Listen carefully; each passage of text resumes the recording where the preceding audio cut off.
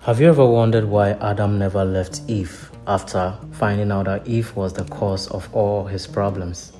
Eve was the cause of the distraction between the relationship he had with God. Have you ever wondered why Eve was still in the picture of his life, despite being the cause of all his miseries? And that is what today's episode is all about, because the mystery of marriage is all about sharing. Hello guys, welcome to another episode.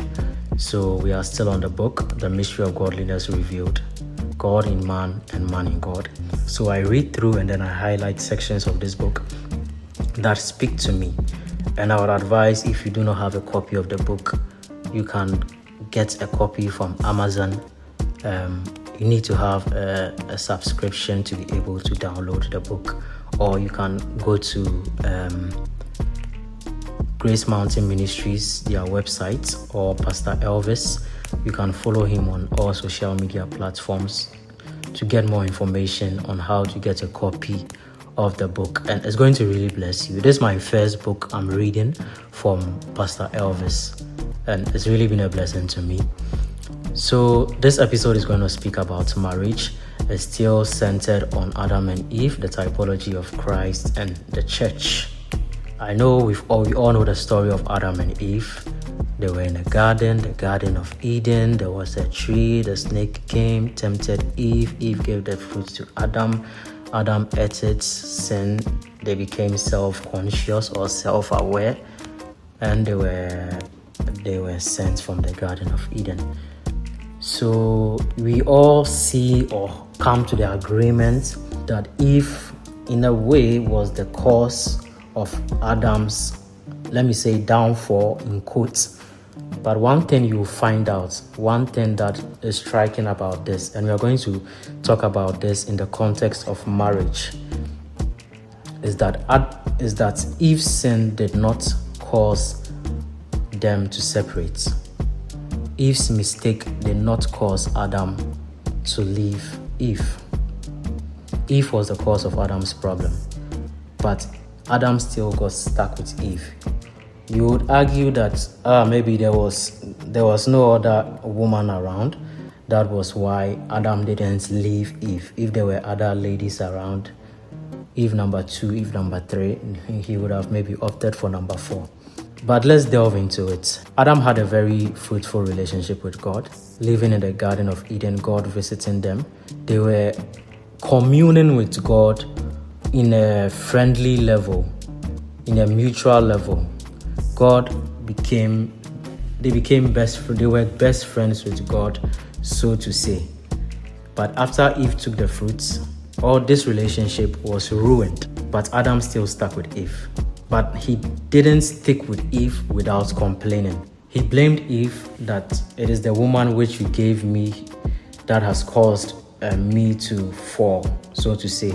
And that scripture is in Genesis chapter 3, verse 12. Then the man said, the woman whom you gave to me, she gave me the tree and I ate it. That's Genesis chapter 3, verse 12. So God is directly asking Adam in this scripture. You can read the whole scripture, chapter 3. God is directly asking Adam if he ate from the forbidden tree. Instead of him confessing to it, he responds with a blame. So that should tell you that he wasn't happy with what Eve did. He blamed Eve for what she did. But at the end of the day, despite the struggles, despite the misfortunes in his marriage, he didn't leave Eve. They argued, yes. They might have fought, yes. But they were still united. And this qualifies what Jesus said about being angry. That's in Ephesians chapter 4, verse 26, where it makes us understand that we can be angry with each other, we can have anger, but we should not let the sun go down on our anger. So in the context of marriage, what this scripture is making us know, or is putting out, is that yes, our union can be from God. Adam and Eve were united by God. God ordained, but it doesn't nullify the fact that everything would be rosy You would have some bees trying to steal the nectar from your rose, trying to drain you. But that doesn't mean that you have to separate. Yes, you would exchange words. Yes, tempers will flare. Yes, you'll be angry with each other. But at the end of the day, Adam must still stick with Eve, because that is the institution. That was how God created it to be. If God had the idea of leaving at the slightest argument, then in the book of Genesis, we would have seen Adam leaving Eve and going somewhere else to live his life. But because this didn't happen, that should tell you that God intends for us to live together.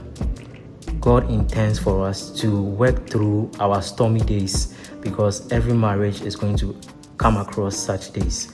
And when it comes, we should always know or have in mind that after the storm, after the arguments, after the blames, Adam has to still stick with Eve. Adam's anger should not see the following day, because when scripture says the two shall become one, it means the two shall become one. And this highlights the mystery of marriage, which is sharing. Eve's mistake was Adam's mistake.